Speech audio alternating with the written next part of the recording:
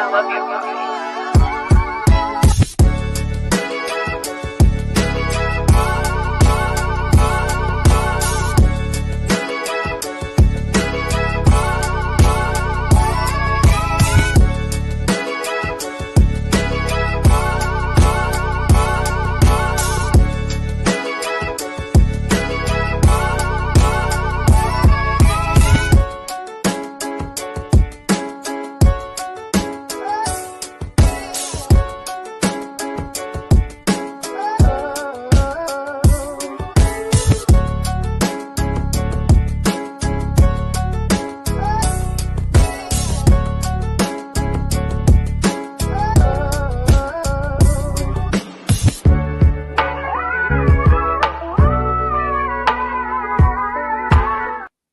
What is happening, boys and squirrels? Get the fuck in here. It's Chicago Bears late night after dark. We're better than ever. We are in here like swimwear, and I'm back with my boy, my partner in crime, the Kobe to Shaq, the Shaq to Kobe, because we do it both ways. We cool with it. Sometimes he lobs it to me. Sometimes I lob it to him. Sometimes I'm slam dunking. Sometimes I'm passing. I really don't know. It just depends on the day.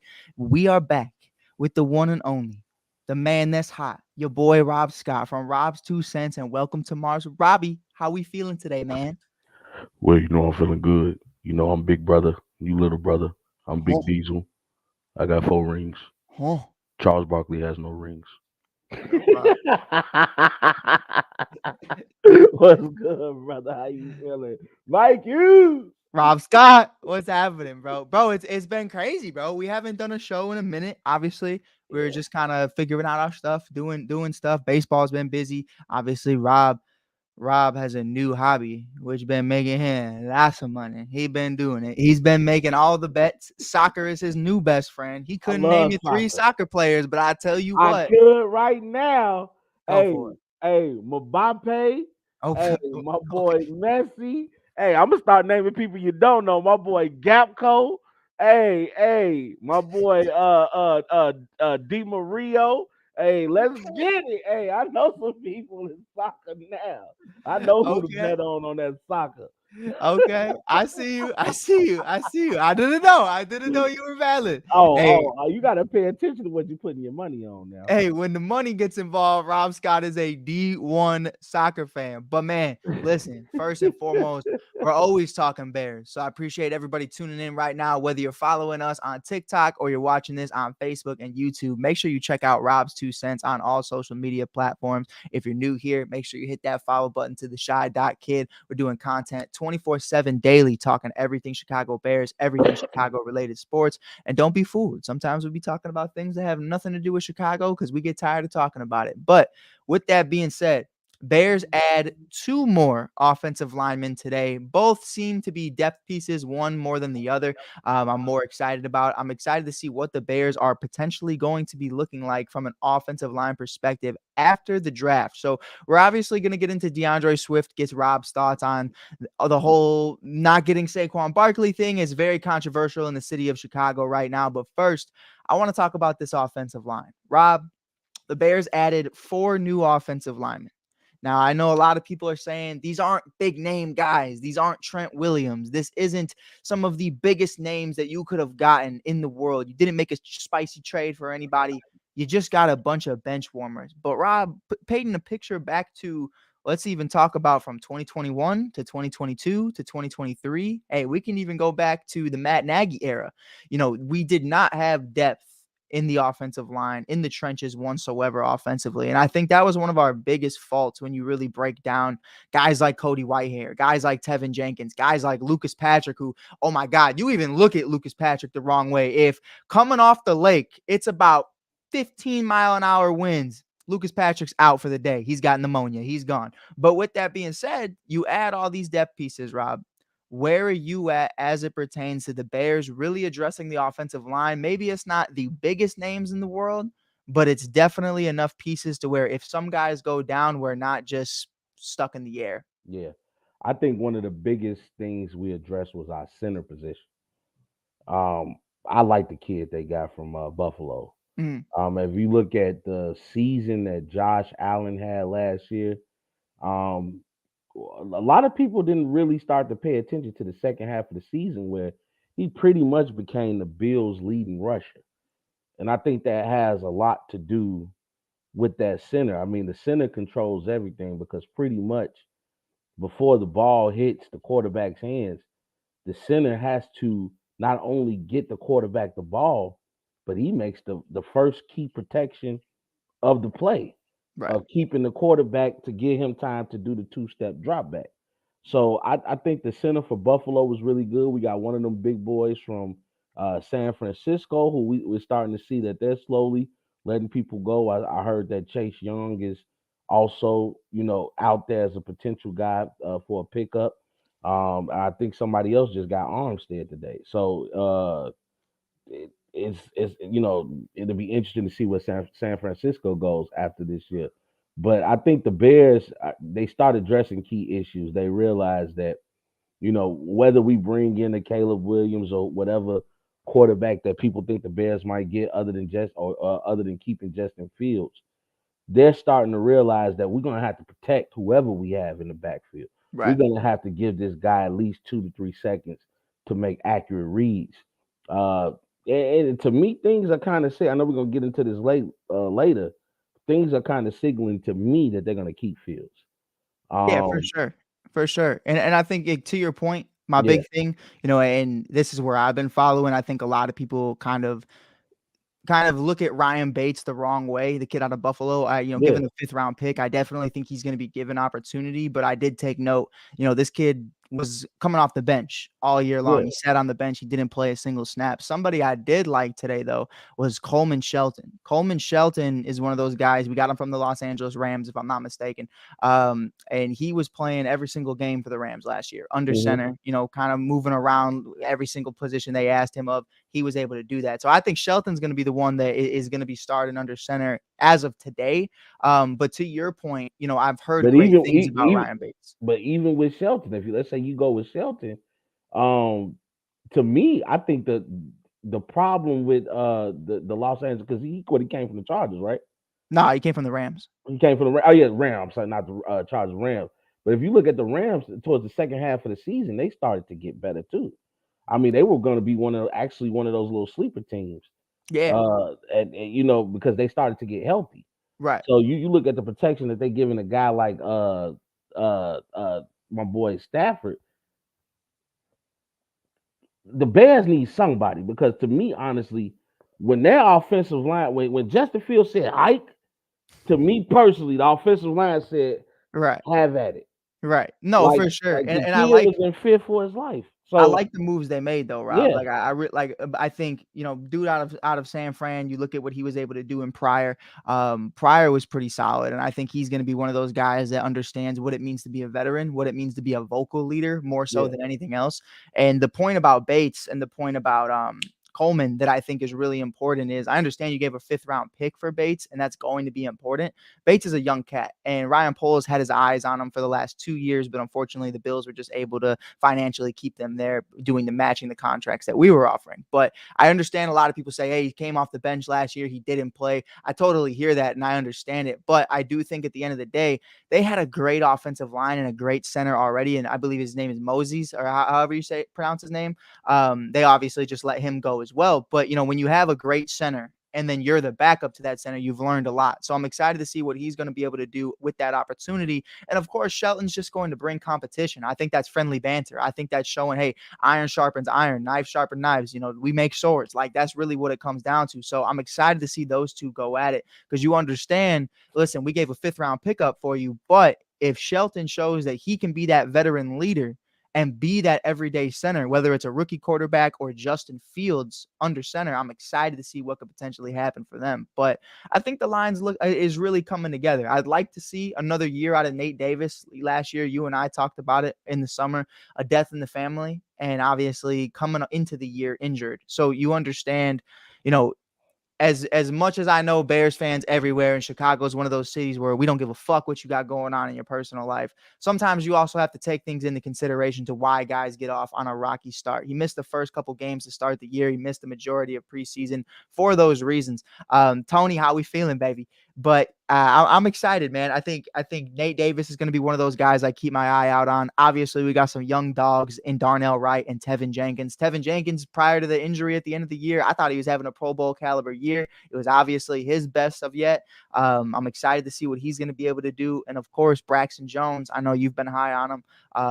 He's still one of them to me. He's still fighting for one of those spots at tackle. So I think the offensive line's in a good place right now. Whether it's Justin, whether it's Caleb, I think they're in a good position. But we did see something that kind of caught my eye, and Tony and I talked about it last night. And I think I'm slowly coming into it more and more as we've seen in today's press conference with DeAndre Swift. I like the way he carries himself. I like the swag to him. But I want to ask you your initial thoughts on bringing in a former division rival, a guy who we watched a lot in college at Georgia, one of the most electrifying, elusive, athletic running backs coming out of that year's draft class. Hasn't been able to stay healthy with either the Lions or the Eagles. Where are you at as it pertains to the Bears going after DeAndre Swift, 3-year, $24 million, instead of getting a guy like Josh Jacobs or Saquon Barkley? Or Derrick Henry, for that matter. I think that was Baltimore from day one. I mean, he did come out with the purple suit looking like the Joker, but shout out to him. I heard that purple suit though, honestly, was for that was the suit he wore at his grandmother's funeral. That's sweet. Which is ironic. He said purple was her favorite color, and he now ends up a Raven, which might be where he needs to be. But as far as Swift, my initial reaction was, is that it? Because to me personally, I think, and I've had a lot of people go back and forth with me on this, but when I watched Eagles game, he wasn't that big of a factor to me. Right. To me, he had a couple games where he got off, but essentially the threat of the run came from Jalen. What will Jalen do? Right. And the tush push, or even, they get within 10, 15 yards. They didn't really have packages for a guy like Swift. It's Jalen to drop back and take off. So right. You talked about him a lot. These were guys you had on your tickets. Gainwell, Scott. These were guys who were really effective. Yeah. So you think about it from that factor, but also again that could also prove to be detrimental to a guy like Swift because you're not really letting him get in his groove because he's going tit for tat with a quarterback. Now, to me personally, I think Justin Fields wants to be. I don't want to say a stand in the pocket quarterback, but he wants to be able to be allowed to actually play the position and not have to take off running. Of course. So I think that's going to prove to be an asset to a guy like Swift because now you're going to be able to get more out of him. Now you do bring up an interesting point. He hasn't been able to stay healthy, and if you start to give him more of a workload, that now becomes something you have to think about health-wise. But you still got a couple good running backs with the Bears. Did they let go of that kid? Who was their third string? Roschon Johnson. Roschon Johnson. So they're going to, as of today, what it looks like is they're going to be running that 3-back offense. Technically 4 if you include Justin Fields. You have Justin Fields. Do you keep Freeman? I believe Freeman's gone. I believe it's going to be Khalil Herbert and Roschon Johnson as the 2 and the 3, and then you're going to have DeAndre Swift at the 1. So I like it. I think it's dynamic. I think I've talked about this with other people. It reminds me a lot of what they were trying to do in Philly. You're going to have Justin Fields and DeAndre Swift the same way, that 1-2 combo, just like you saw with Jalen Hurts and DeAndre Swift. And then just like we saw second and third down, you're going to see Khalil Herbert and Roschon Johnson the same way that we saw a guy like Scott and Pringle going up, or not Scott and Pringle, Scott and Gainwell going back and forth trying to get the first down. So I think first down and red zone, you're going to see Fields and Swift. And then after that, you're going to have Khalil Herbert trying to eat some yards. You're going to have Roschon Johnson punching people in the mouth because that's what he does. Yeah. And I love that a lot. If Justin Fields is QB1, because I know people in the comments are already typing, it's Caleb Williams, but I'm just saying, if they are going the route of Justin Fields, I can see how it can work because we saw Philly do the same exact thing. Now, I'm not saying that Swift's going to be all up in Justin's ass with a tush push just like he was in Jalen's, but we know that both of those guys are dynamic rushers. Resume. That man was all up in his ass all year long, pushing him. It was crazy. It was. You know what, though? To that point, I think Fields is a little bit more athletic than Jalen. I think You Fields know, is way more athletic so than so Jalen. if I if, don't. if, And if let you're me talking really about quick. that, I we're don't talking, want anybody yeah, misconstrued in what I'm saying here. yeah. I am not saying Justin Fields is better than Jalen Hurts. But I'm he's not more saying he athletic is for a better sure. passer or anything of that nature. But athletically, I think there's two guys, Lamar Jackson and Justin Fields, the Yeah, best athletic quarterbacks in the they league, have to be at least the fastest. at least. At least. I think Justin's already, I mean, statistically speaking, I think Justin's already shown he's the fastest quarterback in the league. No, he's not fast enough. I think he's fast. I think he's faster than He's Lamar, but not Lamar's faster than more Lamar. elusive. He's fast. Nah, Bro, I've seen Lamar honestly, bro. And don't get me wrong, Justin is fast because right. that what was the season before last season where he actually got to show his speed, Right. things that people didn't see in college. Like, people knew he was athletic, but it I was think like, bro no, was this running kid 22 is miles an fast. hour in some plays, bro. But man, dude, the things I've seen Lamar Jackson do. I mean, Oh, look, for sure. we're talking about a guy, honestly, and I know it was fluky as hell, but we're talking about a guy who honestly tried to do it all. He threw the ball Stop. and he caught it. I know what you I'm mean. just I know what saying. you mean. I'm just saying, I man. know what you mean. All I'm saying is, like, from a speed standpoint, I think Justin has him. But to the point of being a rushing quarterback, I think Lamar is far more elusive. I think Yeah. Lamar is more athletic. But Justin, from a speed standpoint, I think he was clocking out at like 22 miles per hour in 2022. And he had to, running away from all the fucking defensemen that were coming at him. But I think Justin has a hair on him speed-wise. Put him in a 40. I think Lamar wins. I'll put 200 racks on it right now. Put him in a. I'm hot, Mike. That's cool. I'm hot. It's hey, you know what it is right now, right? What's You know what that? it is right now? What's that? It's March, baby.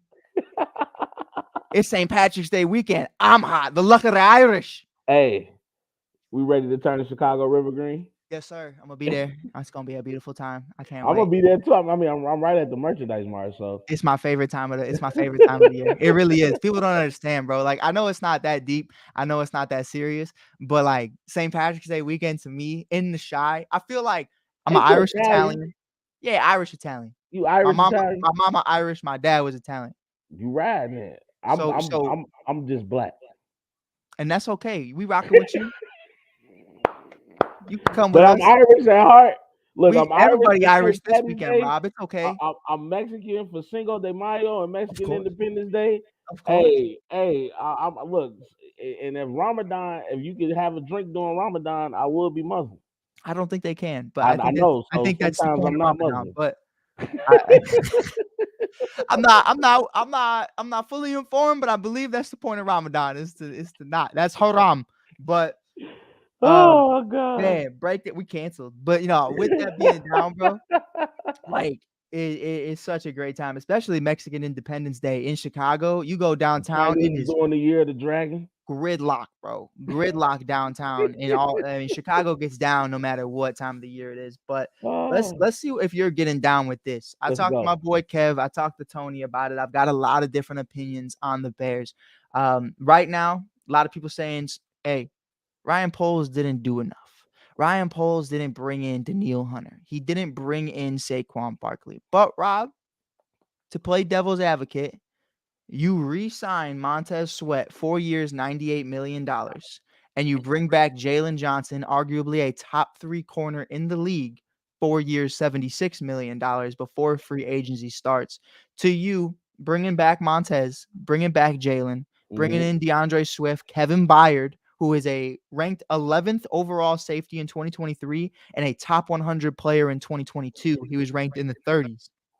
Is that good enough for you for this offseason before the draft? I would say so far. I got y'all. Y'all know, y'all see my face in a second. But I would say so far. Right now, I mean, it could have been a lot of moves that could have been made, but I think a lot of people don't take into account of chemistry. You have to think of chemistry. I think right now we actually have a GM who's trying to build a team around the main part of a team, which is the quarterback. Like, you have to get them some run game, so you're putting all the pressure in your quarterback's hand. They got rid of Moody, which to me kind of signifies that possibly getting Marvin Harrison Jr., or we have our eyes on at least some type of fast receiver in the draft. And Right. I have to give some love to this year's draft class. You have some pretty good goddamn You receivers. got some dogs. You got You some. got I'll tell you what, and I don't like to say this often, yeah. but every year it feels like the wide receiver classes are getting better and better. You're looking at Jamar Chase, Justin Jefferson, Jalen Waddle, Henry Ruggs. Henry Ruggs, despite what happened, was a big name coming out of Alabama. You're getting better and better every single year from a draft class. And this year with Odunze and with Neighbors and, of course, Marvin Harrison Jr., I mean, they are absolutely insane talents. And I've heard there's even more guys that you can get in the second round that maybe we're not completely familiar with, but definitely guys that we could look back on and say, man, how did that guy not go in the first round? They're saying there's guys everywhere right now. Yeah. Yeah. I mean, you talk about the kid from Washington, Odunze, yeah. Odunze. You got Marvin Harrison Jr. Look, you even got the tight end from Georgia, who a lot of people are not talking about, but I'm talking about Brock Bowers. this dude. You can probably play him in a slot, and he does some damage. I'm not talking about just from a speed aspect, but he has some type of looseness to him, and I actually see him being a top tight end in this league. Mm-hmm. You actually want to give, whether you go get Caleb, whether you go get Jaden from LSU, whether you get Drake May from North Carolina. Nah, anybody but Drake. I hope not, because to me, I feel like that's a Trubisky move. But regardless, it's like you have to give your team something to do, and I think you had something to work with, I should say, and you have to look at last year. When you look at last season, people complain about Justin Fields holding on to the ball too long. Yeah.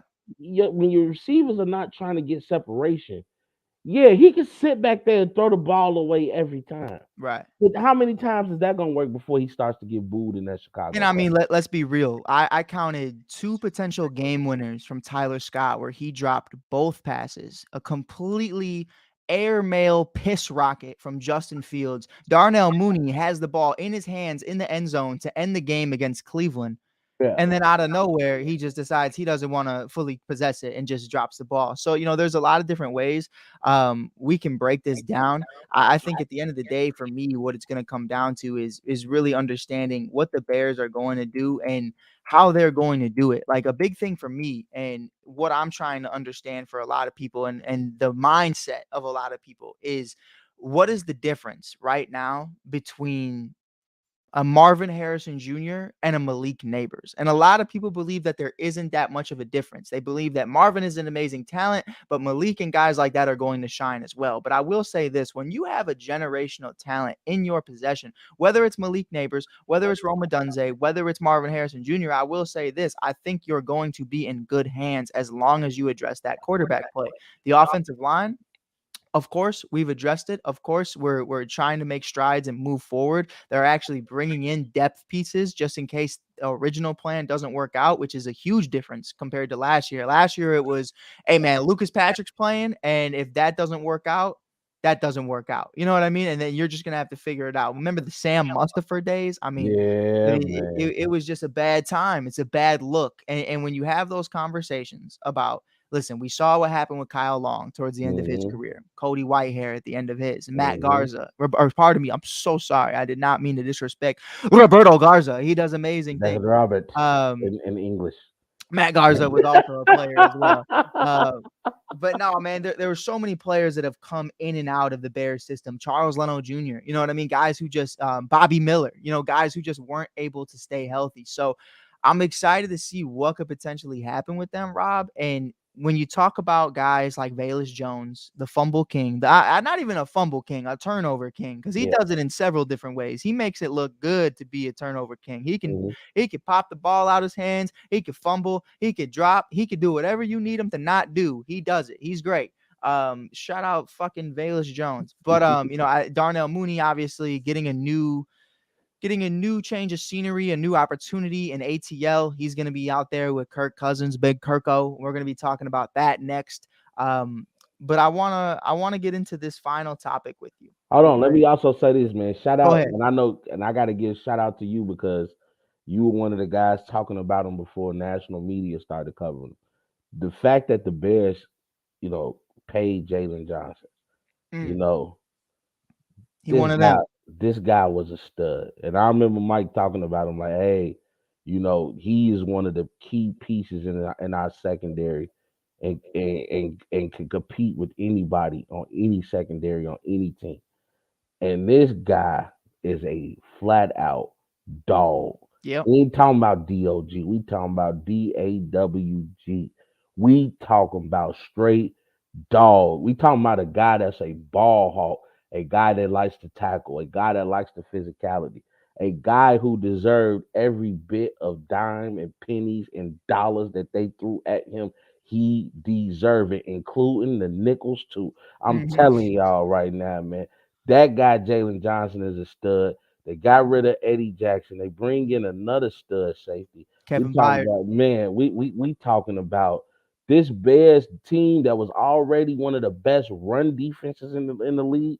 We're talking about now they're about to be a monster on the pass rush. We're talking about guys that's gonna be going after it. A guy that if you do happen to get past our backers in our line, we got some corners and some safeties out there Mm, waiting on you. And I think that's a huge step. One thing that I think all teams have to understand is you have to understand yourself first. What is your identity? Everybody knows what the calling card for the Bears is. A good run game and a great defense. mm. That's how we eat. That's our bread and butter. Now, we happen to get a quarterback that can throw the ball. That's a plus. But we have to be real to our identity. We not called the passers of the midway. We call the monsters of the midway. And right now, they got some monsters there. And Right. I'm excited. Of course, we want to see what's going to go on with the story with the offense, but I'm definitely excited to see what this defense can do. Can we get back to our glory days? Can we get back, not quite maybe the '05, '06 days where our defense took us to a Super Bowl, or the Right. '85 Bears where our defense took us to a Super Bowl, but can our defense get us a win in the playoffs? Can Yeah. our defense beat the Packers? Can our defense win the North? That's what I'm looking at, man. We know you got to take baby steps. No, for sure. And I think this is where I was really at. The big thing about being a defensive back in the NFL is what's going to get you paid is interceptions. What's going to get you paid is the pick sixes. We've seen that with Eddie Jackson, but that didn't that didn't verify anything to me in 2023 with a guy like Jalen Johnson. Jalen Johnson was a lockdown corner from start to finish in his career in Chicago. And I think the big thing for me was you always wanted to see those interceptions. You always wanted to see those numbers go up. You wanted to see the pick sixes. You wanted to see him be able to be the best version of himself. And we were waiting to kind of see that. A big thing with Yeah, him was he's a lockdown corner. Guys really aren't throwing his way. Guys yeah. really aren't trying to mess with a guy like Jalen Johnson because they understand that he's great at deflecting the passes. He's great at making incompletions, and he's great at punching out the football. He's a ball hog, man. You He's got a a little peanut ball punch in hog him. fat. Pause. No, for sure. And I think really what it comes down to for Jalen was solidifying the standard of we need you to get interceptions. We need you to get turnovers. We Yeah, understand that you're great at locking it down, but we got Tyreek Stevenson. He's a defensive rookie of the year candidate this year, one of the best defensive rookie corners. I'm higher on him as a rookie than I was on Jalen Johnson. And I'll hmm stand on that. I think Tyreek Stevenson is going to be the better of the two in just a couple years. And I think those two together are going to be a beautiful thing. You mix that up with Jaquan Brisker, who's like your Adrian Amos, your hmm Jamal Adams. He's out there doing work. hmm Kyler Gordon's going to be your nickel. He's going to be in the slot doing some dirty work as well. He was great in the Pac-12 doing that. Kevin Byard, a lot of Philly fans say he had a drop back year. He's still ranked 11th and amongst all safeties, which is like 30 points higher than an Eddie Jackson who couldn't fucking hit water if he fell off the Titanic. And I'll continue to say that. But Well, I think Eddie Jackson started to fall off. I think that's just Eddie what it Jackson was. fell off the second that man got paid. That's just what it was. Yeah. I mean, at one point in time, Eddie Jackson, he made a name for us. If I start to know who your name is, you made a name for yourself. Sure. Now, I Sure. will say this, ladies and gentlemen. Sometimes it's not always a good thing because I can know your name if you weak as hell. I know Giannis' brother. Both of them. What's his But name? Dianis. thanks for sharing. That's all I know. He's on Giannis's shoe. Thanks for sharing, bro. But no, man, I think this secondary is going to be the best part of the team. But that was our next topic, one of our last topics on Yeah, the defense for today. yeah, The pass rush. You yeah. mix on Daniil Hunter. Daniil Hunter ends up going to the Houston Texans, $48 million, about $25 They million made a year. some moves. They made a lot of moves. Woo! They made a lot of moves. Houston trying to win. They are, and I like what they did with Danielle Hunter. Danielle Hunter's coming off 16.5 sacks last year. I think it was great. And there's a couple other guys that went off the board earlier today to the Carolina Panthers and a bunch of other pass rushers. But there's still a couple cats left out there. There's still Chase Young's available. Could pair him back up with Montez Sweat. We saw what that defense was able to do between the two in 2020. They were one of the best ranked defenses. Do you think the Bears take a chance on a guy like Chase Young? Do you think they go through the draft? What do you think they're going to do to get that second counterpart now that Yannick Ngakoue is going to be a free agent? Haven't heard what's going to happen with Yannick. I don't believe he signed with anybody yet. I believe as of today, there's a shot he ends up back on the Bears on a cheap deal. Wasn't the greatest year for him. Maybe he runs it back one more time for familiarity, because we and you talked about Yannick right off the rip when he came here. The man's on a different team every other year. Yeah. So I think staying here, trying to build something with Matt Eberflus, you have Montez Sweat now. I think that might be the best for him. But could you see the Bears somehow, some way getting a 1-year prove-it deal out of Chase Young? Because they're not going to be able to afford to lock him up long-term with the salary they have remaining. I believe they have like $13 million, $14 million left. Or do you think they go through the draft? I think they probably look for a more experienced defensive guy. I think now the rest of the draft, you try to bring in some of these young guys for the offense.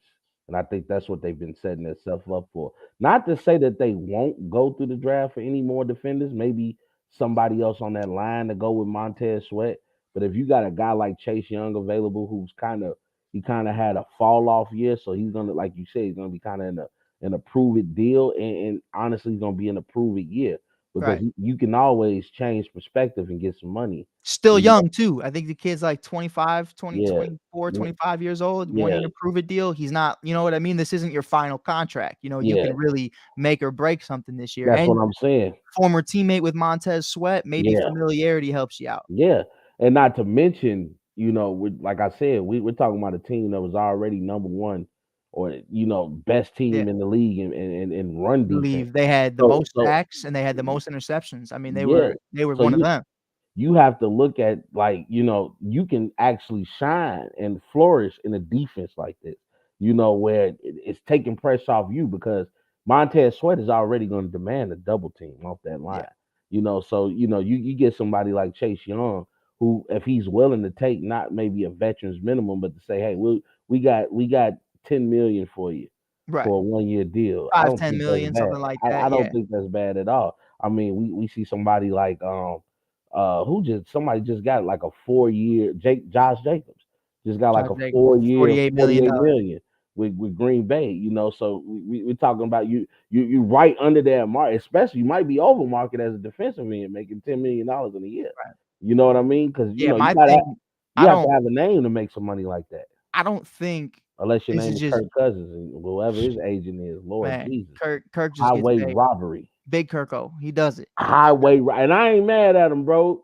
I ain't mad at him. If you gonna get that man 180, oh my God, I can't even say it out loud, because when I read that, not to get off topic, but I'm like, Kirk Cousins just robbed him again.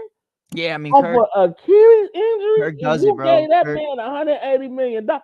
Shout out to his agent. And where can I get one at? No, yeah. I mean, Kirk does it, bro. Kirk gets it done. He had the Dirty Birds chain on already with his sons. I loved it. Hey. But yeah, I think to really get into Chase, a lot of people are in the comments already saying Chase is going to get a bag still. Yeah. I do agree with that. Like, we're being optimistic right now in the conversation of saying, is it possible? Let's talk about it. I think there's definitely. I think the Carolina Panthers are one of those teams. Panthers. Redskins, okay, but do you really? I mean, not Redskins, Commanders. Do you want to go? Because now it becomes a choice. Do you want to win? Because winning on the long run can get you money.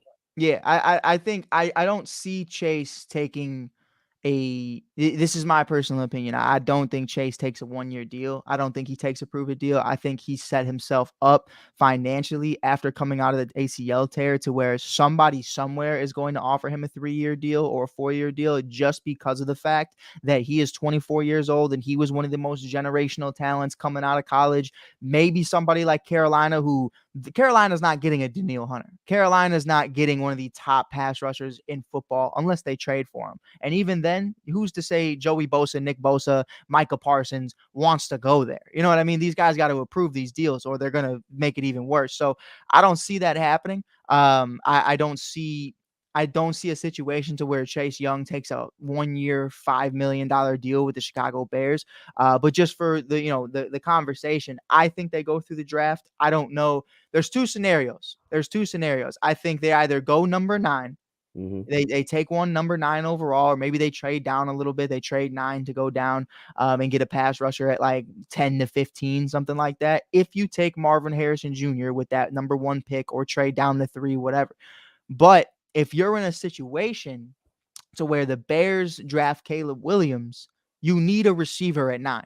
There's no ands, if, or buts. You need a receiver at 9. And that's going to be our next topic we're going to talk about is really just the receivers going off the board. Because I don't know where a pass rusher would be taken. They don't have a 2nd-round pick. I believe they have a 3rd-round pick. But after that, they only have like 3 other picks for the rest of the draft. I think they got 5 picks, right? They don't have a lot. They have 2 that are in the 1st round, and I believe after that they only have 3 that are going. Like 5. I think the Bears have 5 picks this draft. Yeah, anything past 3rd, 5th, 6th, and 7th. The 5th is gone, and I believe it's a 6, a 7, and I want to say it's a 4th. But with that being said, we watch guys like Calvin Ridley. We watch guys that are going off the board left and right. Gabe Davis, Rob, reportedly was offered a similar contract by Ryan Poles and the Chicago Bears, and Gabe Davis said no. Thank you, Gabe Davis, because like Big Cat said on Barstool, Gabe Davis is a top 10 wide receiver once a month, and the other 3 weeks he's trash. So I'm so happy he's not here, man. I'm telling you that right now. It is a blessing Gabe Davis is not in a Chicago Bears uniform. I mean, you can't even start the man in fantasy. You think I want him? Like, come on, bro.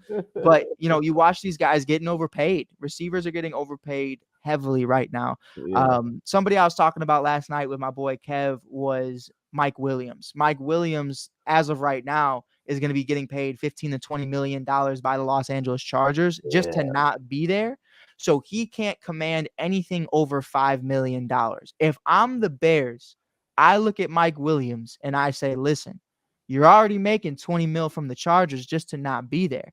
Why not come here, build your stock up? You're a wide receiver 2 next to DJ Moore, maybe a rookie quarterback, maybe a veteran in Justin Fields, and you build that stock up for the 2024 season. Show you can be healthy, show you can be available, because the best ability is availability, and then get your bag going into 2025. We'll still draft a wide receiver, so we'll have your replacement, whether that's Neighbors or Dunze or Marvin. We'll have him ready by 2025. We have Tyler Scott, who I'm still a fan of. I think Mike Williams can help the Bears, and I think the Bears can help Mike Williams. How do you feel about Mike Williams on a 1-year prove-it deal?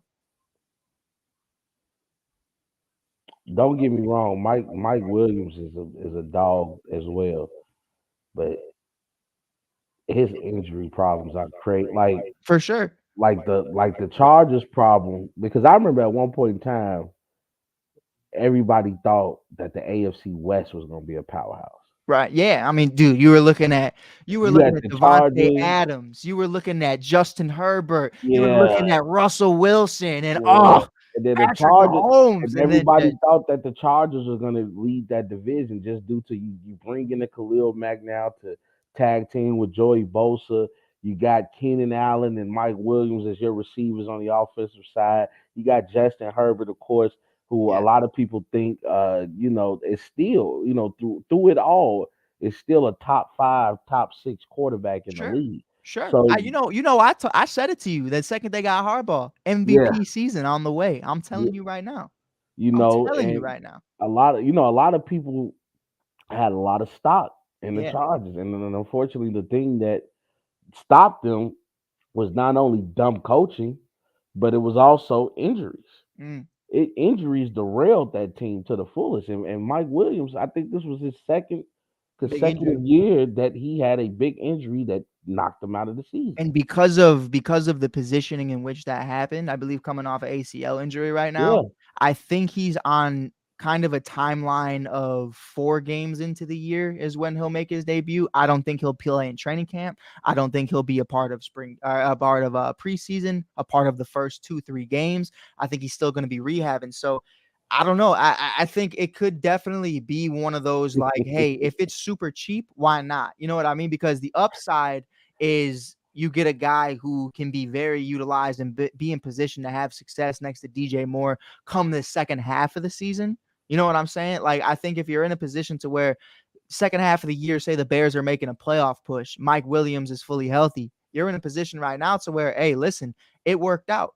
But if it doesn't work out, it's $5 million, something along those lines, a veteran minimum, something like that, a 1-year deal. It is what it is. I'd rather you spend that and take a chance on Mike Williams on a 1-year deal than not spend that money and just have Velus Jones start the year as wide receiver 3 or Tyler Scott start as wide receiver 3. If you could convince me, listen, check it out, Rob.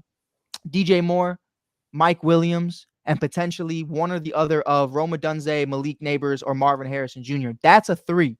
That's a big 3, which whether he's healthy or not to start the year, by the end of the season's come, you're looking at a top 3, top 5 wide receiver trio right there. And I think that's really where I'm at with it, is like breaking down what they're going to have the intangibles to be able to do, especially with our next topic being Caleb Williams. If you have a rookie quarterback, getting as many veteran pieces as possible to be able to put him in position to have success. But I think this next topic is a little bit more interesting because we heard this happen around March 2nd. We heard Ryan Poles get up there. He got on the podium. He said, we're going to do right by Justin Fields no matter what we decide. It has now been 2-3 weeks since 2 weeks since that conversation was had. And you're seeing the big suitors for Justin Fields all fill up their quarterback vacancies. You're seeing Russell Wilson go to the Pittsburgh Steelers. They were the heavy favorite. You're seeing Kirk Cousins go to the Atlanta Falcons, the hometown kid. They wanted Justin Fields. Why it's huge is those were the 2 big names that were interested in Justin Fields, the Steelers and the Falcons.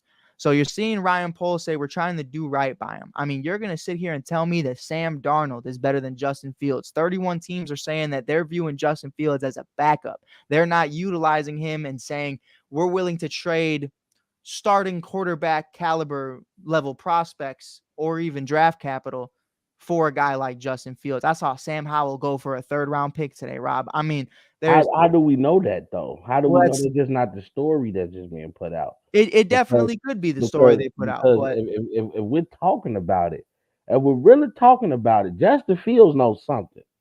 You don't celebrate like that. You know, the video that captured him and, you know, the things that the Bears have been doing. The Bears are probably like, you got to give me a price, you know, because if we don't like it, we are willing to move on with him. You know, I'm not saying that the Bears didn't shop him around, but I don't think that the Bears have heard anything of saying, yeah, we'll get rid of Fields for that. Because if you honestly look at it, I've been screaming this for the past 2-3 seasons. We really haven't had a chance to really evaluate Fields due to the deficiencies on offense. Right. No offensive line, and when you finally bring in a playmaker with DJ Moore, and Darnell Mooney forgets he knows how to catch the ball. So now defenders are looking at, we can triple team more because there ain't nobody else on the Bears team that can catch the ball. Right. So you know that, I mean, let's just call a spade a spade. So I think that the Bears have realized that. I think Ryan Poles have realized that, because Ryan Poles, to me, he's one of those GMs that actually wants to win. Like this dude is bringing in pieces, and yes, to us, the outside eye, we might be like, okay, maybe that's not exactly where I would have went with that, but you have to understand, he's getting information that we're not getting. Right. He has scouts that have looked at these guys. He has, you know, stats that we probably would take 2-3 hours to find at his fingertips. You know what I mean? So you have to realize that a guy like Ryan Poles understands that I actually have a hidden gem in a guy like Justin Fields. This kid is tough. One of the things that I put to Justin Fields' credit is that you put any other quarterback in his position in these past 3 years, they don't make it 3 years. I don't think so. They don't make it 3 years. I mean, I think we've seen, to be completely honest, I think we've seen guys who went before Fields in better situations have less success. We saw a Zach Wilson who had Garrett Wilson and company as his wide receiver core not be able to have success, and they obviously move on with Aaron Rodgers, which makes sense. I'm not sitting here saying that was a bad move whatsoever, but Zach Wilson individually couldn't have success with the core that they had in New York. And then you see Trey Lance, you have Deebo Samuel, George Kittle, Brandon Ayuk, Christian McCaffrey. They're at your fingertips. You were drafted number 3 overall, and you have Jimmy Garoppolo as your only competition, and some kid from Iowa State, the last pick in the NFL draft, takes your job because you're not able to get it done and you're not able to show anybody. Put some respect on his name. His name is Brock So Purdy. Of course. But let me tell you this. I'll tell you this right now, and I stand by it, Rob, and I think you'd agree. If Trey Lance was able to become who a lot of people thought he could become, I don't think Brock Purdy ever becomes anything in the NFL because he never gets that second look. He never gets that opportunity. That's a fact. And that to me is like, listen, we always talk about it. Tyson Bagent. We talked about Tyson Bagent earlier in the year. Won two games with the Bears. He went 2-2. And I understand Tyson Bagent couldn't throw the ball over 15 yards, but I tell you what, he knew how to win. He knew how to get dubs. Hey, he threw a better slant than Kyle Orton. I mean, well, yeah. Kyle Orton somewhere in the woods right now as a hunter. I follow him on IG. He's living his own life right now. So I'm gonna leave SEAL Team Kyle alone. Oh, but Jesus. But no, I think it's going to be really interesting to see how a guy like Brock Purdy continues to develop and how a guy like Justin Fields can overcome adversity. I didn't go on that Tyson Bagent rant to say that Justin Fields didn't have success. I'm just saying that on any given Sunday, somebody can take your job. That's really what it comes down to. So for me, it doesn't matter who you are. If you follow the game plan, if you do what you need to do, that next man up mentality, whether you're the last guy on the depth chart or the number 1 QB1, you have to be ready and you have to come prepared. And that's what it comes down to at the end of the day. And I think right now for me, I see, Russ going to Pittsburgh. I see Kirko going to ATL. I see not Drew Lock. I see Sam Howell going to the Seattle Seahawks for a 3rd-round pick, pair him up with Geno Smith. There's not a lot of places right now I see Justin Fields going in 2024. 2025, Rob, you know how it is, bro. Every 6 months, somebody else is somewhere. You know what I mean? Saquon Barkley's an Eagle, for Christ's sake. You know what I mean? Like, you never know what the NFL is going to look like. This looks like a NFL franchise 2024 on Madden right now. You know what I mean? So I think right now for me, as it pertains to Justin Fields, I think you're right. I think the beauty of what Ryan Poles has been able to do is say a lot by saying nothing. The media has written all the narratives. The media has construed all these different propagandas and all these different smoke screens and all these different stories. And Ryan Poles has just gotten to sit back, relax, and do what he needs to do. But our final topic of the night is going at nice hairline. I like it. It looked tough. Gotta stay clean now, my boy. Gotta stay clean. Gotta eat. Come on. But I see you too with your cut. I see you. Stop playing with me. Every time I say I'm gonna shave my beard, then I remember why I don't. But if I shave my beard, I'll start getting ID'd again. Oh, don't do that. Don't do that now. The last topic though is gonna be what's happened in the last couple of days, mixed in with what's been happening over the last 4 or 5 months. Yeah. We've heard rumors. We've heard speculations about wanting ownership and wanting to go to certain places. And you've never heard the man himself say these things, right? Yeah. But all of these things are rumors. All of these things have been things that people say, hey, the ego, we don't rock with it. Hey, listen, you're not a good teammate. Hey, you paint your fingernails and you cry to your mama. Like, people have issues for several different reasons about Caleb Williams. I want everybody in here. There's over 50 people in here right now.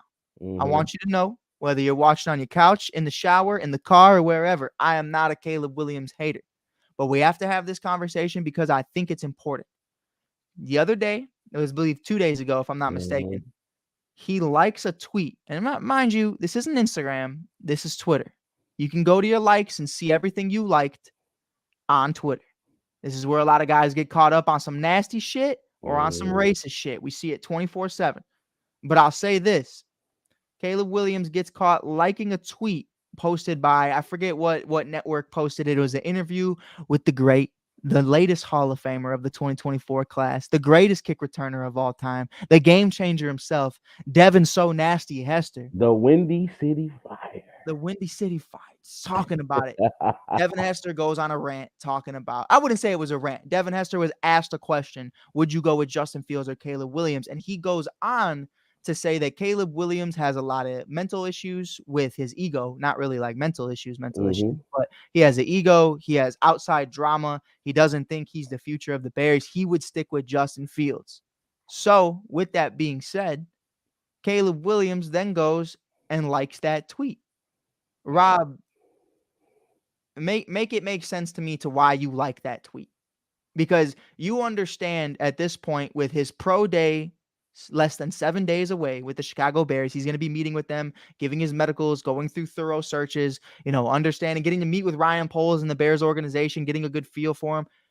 Then you like a post saying that this guy doesn't think you should be on the Chicago Bears. I've heard people say that he did that to save it for a receipt, to tell Devin Hester, Lance Briggs, Jay Cutler that, yeah, you guys wanted Fields. I'm going to come in here, win a Super Bowl, and I'm going to remember what you said and how you said it.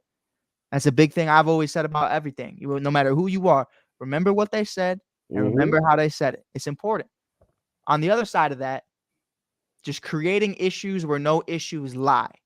Do you think that's a good look for Caleb Williams to like that tweet? And what's the reasoning behind it? Would you defend him for liking that tweet? No. You know what? I would defend him depending on the circumstance. But I have to agree with Devin Hester. This dude is a basket case. I mean, and the reason I say that is because he's acting as if he's Tom Brady, and even Tom Brady didn't act like that. Right. Tom Brady was cooperative with media. Tom Brady would talk whether he won, whether he lost. Right. I mean, to your point, let's talk about Baby Goat real quick. Like, Patrick Mahomes has a million different things with his family and all this different stuff going on, but Pat is a professional every time I see him. Except that one time. There was one time, and he was not rocking with the offsides. He was not rocking with that offsides. He was, Pat, you were wrong. Hey, Pat was wrong, but at the same time, I can understand the frustration. I understand. There was one slip up ever. These refs been wild. And I ain't just talking about in the NBA, NFL, NHL. NHL, the refs let you go. But the NBA and the NFL, oh my God. Like, I just saw the other day some questionable stuff in the NFL. I've never seen somebody get attacked for not talking. Like, I've never seen that, bro. I mean, it was probably the crazy. I saw it twice. I had to watch it twice. It was so wild to me. I was like, check my man because he ignored you. My man said, "Nah, I'm all right." And you said, "All right, bro." He threw the tag. Hey, but honestly though, and when I say this, I have respect for what everybody does in their profession, and as far as in the world of professional sports, because everybody can't do it. Right. So I understand that. I'll tell you right now, Rob. Hey, as much as I might not like Caleb Williams, he better than me. Hey, Caleb is a talent. I won't go and say generational talent, but Caleb Williams is definitely a talent. But his ego puts him in the mind state as if he's won 3-4 Super Bowl rings. Right. And my thing is, dude, you have proven nothing. You turn down the combine. You don't participate in the combine. Won't give you medical records. As if you already a surefire pick to be number one. Now, somebody's gonna draft Caleb Williams. Right. We're talking about what did he won a Heisman and at the beginning of this past season in college football was one of the top runners in the Heisman race to be a potential back-to-back winner. Right. So we're talking about a kid, before they went against Notre Dame, USC was rocking and rolling. For sure. Before Notre Dame punched them in the mouth. And to your point, Rob, really quick, just to bring that into attention, my boy Ev actually gave me the stats. He's my stat guy. Yeah. He goes crazy. The percentage of people that give their medical history to teams during the combine, do you know the stat? What was that? 99.9% of players give their medical history to teams that ask for it. Caleb Williams is that 0.1% that doesn't. Because you're trying to get into a league that can possibly, or not even possibly, it will change your life. For sure. It's going to change your life. Now, But by not giving that, great what are it's you changing your hiding? You life, know, what we talk about it's is not this, even Rob. that, dude. It's ego with him. I don't think Caleb Williams is hiding No, anything. that's what I'm saying, though. It's You know what I mean? ego. Like, to teams Yeah. are going to sit there and say, what are you hiding? If Yeah. you're not hiding anything, you're creating problems where no problems lie. Just like Yeah. you are with the tweets, just like your dad with talking about ownership, all this other mumbo jumbo, whatever. Yeah. Whatever's true, whatever's not. It doesn't matter. But creating problems where could you imagine if by the end of the season, Caleb Williams' final collegiate snap, his final Yeah. one at USC. Now he's going into the draft. If Caleb Williams turned off his phone, told his camp, don't nobody say a word, what would we be saying right now? Yeah. We'd be saying, yo, that's the guy. That's the guy. But now because of all of this, because of everything that's gone off throughout this offseason and towards the end of last season with him and, you know, whatever people want to say about him with the media, him with crying with his mom, sure, whatever. It is what it is. I'm not going to cry about a man crying. It's not about him crying. It's not That's either. That's what I wanted people to understand. To me, that when he cried, I had no problem with that. I didn't either. NBA players cried. I've seen football players cry. I've seen Joel Embiid cry. Hockey players cry. Yeah, he cried in his fiance's arms at the time. I don't know if that was his wife at the time, but that was his baby mama at least. You know what I'm saying? He cried in her arms. So my thing with that, I didn't have a problem with that. It was his response.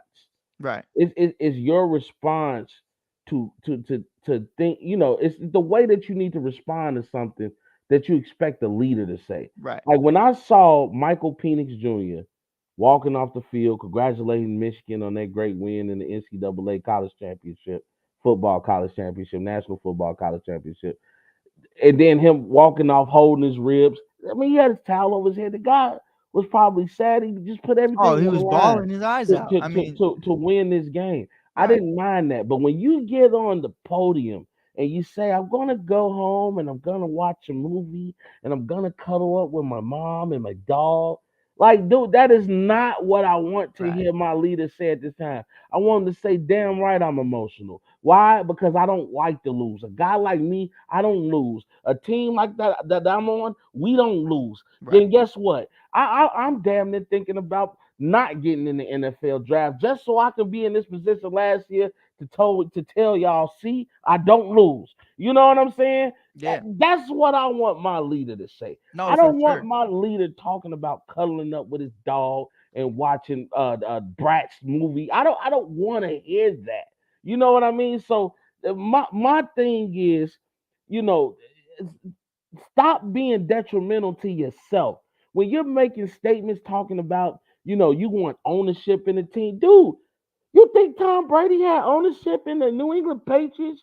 Right. You think Patrick Mahomes has ownership in the Kansas City Chiefs? Aaron Rodgers in Green Bay? Or the Jets, for that matter. Like, since they gave him an arm and a leg and the kitchen sink to come there, not even he has ownership in the New York Jets. So it sounds like to me, Rob, I don't mean to cut you short, but I'm sorry. I was about to go on a rant. No, you're good. This dude is he's a basket case for real. But what it sounds like to me, what you want out of a quarterback mentally is a Justin Fields. That's what it sounds like. What I've seen from Justin Fields: break 6 ribs in the Clemson game, still shaking Cat's hands after the game, loses to Alabama, still injured, didn't make any excuses. Year in and year out, whether it's with Bill Lazor, Matt Nagy, or Luke Getsy, I never heard that. There was one time where he said it could be the coaching, and the media spun that a whole different way. He was just saying it was just a statement, and the media was just waiting for that fucking issue to start, so they just lit it. But it was. You know what a backdraft is? You know what a backdraft is in a fire? Yeah. You give that a little oxygen, whole room, boom. Justin was like, yo, chill out. All I said was no. Hey, he said, Justin has been the staple. And everybody in here, over 30-something people in here, whether you agree with Justin as an athlete, as a player at the NFL pro football level, that's one thing. But as a man, as a person, and as a leader, Justin is second to nobody. I truly do believe that. Justin's one of those guys that me and you talked about it. We will run through a wall with you. The issue is me and you as fans, or even as Jalen Johnson and DJ Moore, who said, yo, we feel some type of way if he's not here. Yeah, that's as teammates and as fans, it's beautiful. The only issue is if you're Ryan Poles, how many times am I going to bang my head on this wall with you? Am I ever going to be able to go through that wall, over that wall, under that wall, around that wall? Can I win with you? And I think that's the biggest question for Ryan Poles right now. But as a leader, I'll tell you what, I will lose every single year with Justin Fields because I know for a fact that I will never look at him and say, he makes us look bad. Mitch Trubisky, as much as I like the cat, dude was soft. Got to turn off the TVs in Hallis Hall. I don't want to hear them talking about me, Mom. Dude, shut the fuck up. Jay Cutler, the opposite of Jay Cutler was Jay just didn't give a fuck. Yeah. That's what it was. So Justin, they kind of the Bears didn't do Jay Cutler right. I mean, the guy still twitches to this day from that lack of offense. Oh, it was horrible. Oh, Rob Scott. What? The Chicago Bears. Yeah. Have traded. Yeah. For wide receiver Keenan motherfucking Allen, baby. Oh! Wow. Did we get breaking news? Wow. Did we get breaking news on Mike on the mic, Lord Jesus? We just bought in Keenan Allen. So again, I think we're keeping Fields. We're about to go get Marvin Harrison Jr.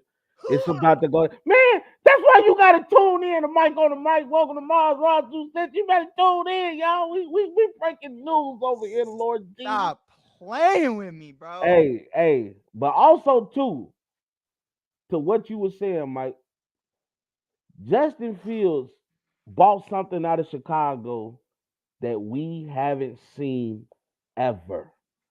We've never seen Soldier Field stand up in unison and say, we want that guy. What the fuck did they trade for that? I'm sorry. I don't think it couldn't have been a lot. I just thought about the number 9 pick. So I was like, no, because we still, I mean, even if we did. No, it matters if we did. It does matter. Fuck Keenan Allen if it comes down to the number 9 pick. But if it's something slight, I'm not mad. You know what I mean? If it's something, anybody, wow, they traded a 4th rounder. Wow. Let this man cook, baby. Oh my God. Yeah, Ryan Poles is cooking. Oh my God. He's cooking. Woo! He's cooking. Yo, let me tell you something.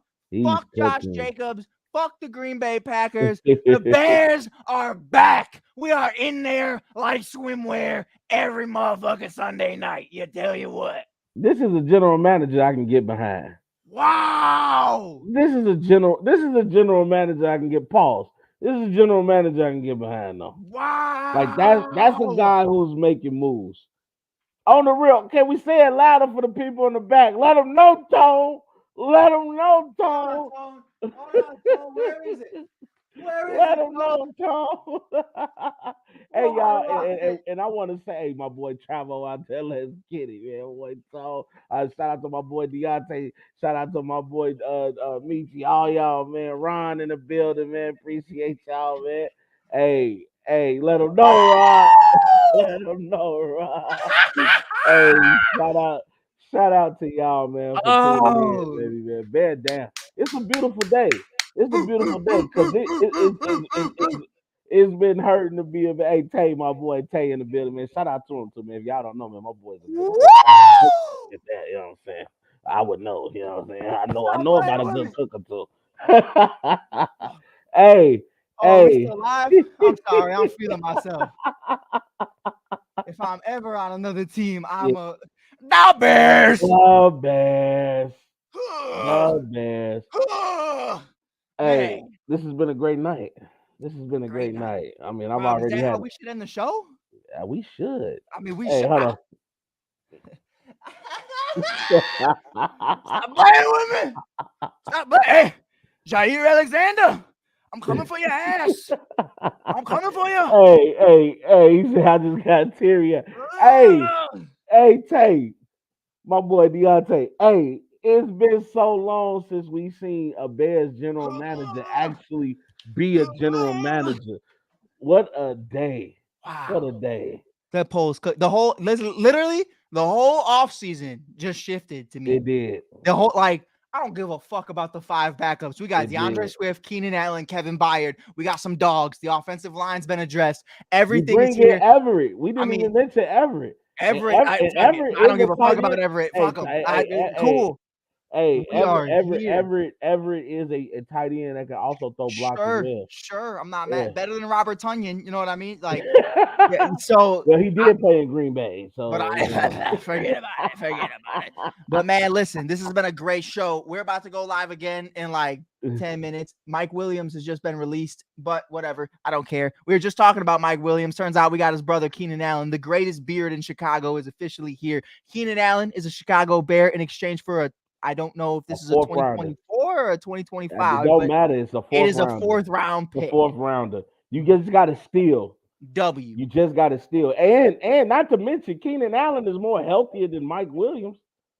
100%. 100%. I mean, wow. But with that being said, man, appreciate y'all for being here. Appreciate you guys for tuning in. We're about to go live in a few minutes. I'm about to go on my own because I know Rob's hungry and I know he wants to get some stuff done. I'm gonna be screaming. Hey, all my people on here, anybody that came on Mike on the Mic, make sure y'all like his page, subscribe to his page. I'm telling y'all, man, my boy Mike, he beat cooking. If y'all keeping up with women's basketball, if you're trying to keep up with anything Chicago, if you all my baseball fans out there too, man. I'm talking about this is a Cub diehard fan. He's a North Sider to his heart. So y'all make sure y'all follow him. My boy gonna keep y'all up to date with everything and keep you entertained. Yes, sir. It's Mike on the Mic. Mike Hugh, baby. Yes, sir. Rob Scott. Make sure you check out Rob Scott on Rob's 2 Cents and Welcome to Mars on all social media platforms. We will be back in a few minutes. Sorry, Frankie. We broke it already. Broke it, Frankie. You late, baby. Pets suck. But with that being said, man, make sure you hit that follow button if you haven't already for daily, up-to-date, and now breaking news. Everything Chicago Bears and Chicago sports-related content. I'm hype about it, baby. Let's rock. Bear down, baby.